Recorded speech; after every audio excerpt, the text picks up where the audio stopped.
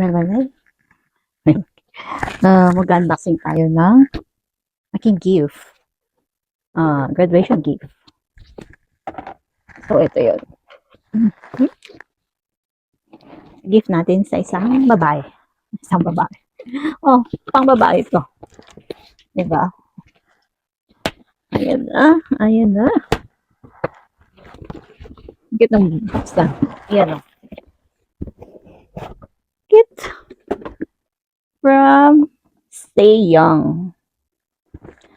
Ito yun. Stay Young 5-in-1 Hair Styler Pro. This is Pro. Oh, special edition daw. Ang cute naman ng box. Ginto. Ito yun. Ito yan. Tcharan! Nakikita ba? Ayan siya. So, ito yung mga instruction niya.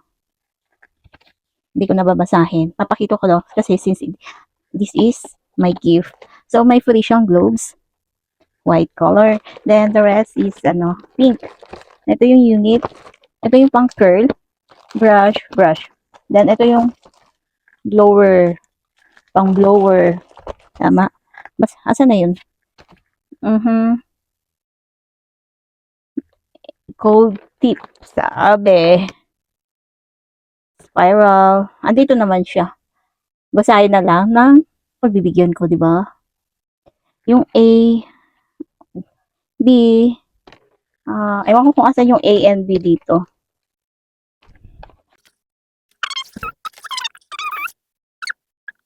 Blower. Yun na nga, blower.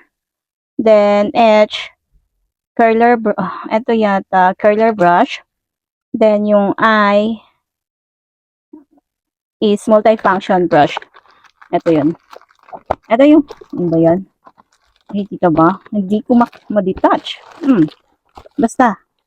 Yan. Yung multi-function brush. Ito yung curler brush. Ito yung A and B. Ewan ko dyan kung asa yung A and B. So, ito yung unit. May cord siya. Ay, okay. Hindi na kailangan bumili ng adapter. Then, what is this? Ito yata is freebie nila. So, may yan. Blender. Makeup blender. Ito is, brush mo. Freebie niya to.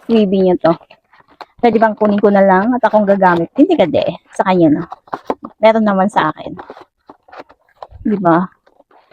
So, bumili. Yung unang in-unbox ko is Stay Young din. Pero hindi siya pang pro.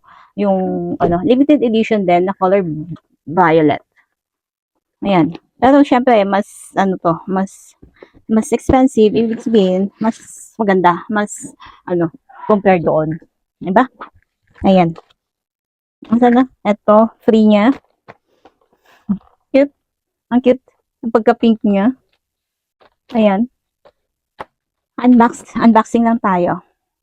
Charan. Hindi ko na siya, i-try since meron naman ako. Unbox naman ako nung una. Ng same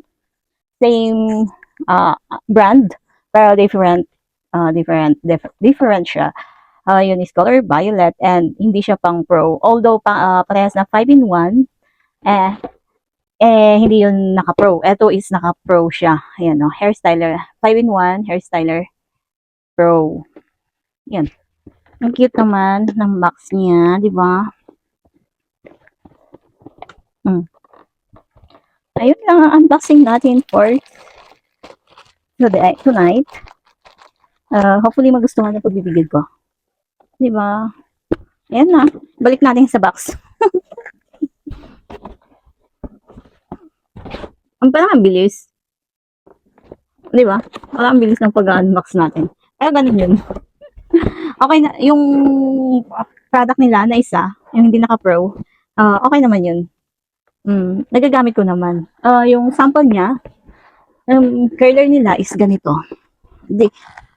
Wait lang. Pakita ko lang. Eto yun. Bali, inunat ko ito. Kasi nga, nag-dry siya. Pag para ma-revive, kailangan siyang planchahin. So, kinulot ko ulit. Then, eto ang kinalabasan, di ba? Cute din naman. Yan. Yung aking wig. Ginamit ko last time. Ayun lang. Ang ating unboxing.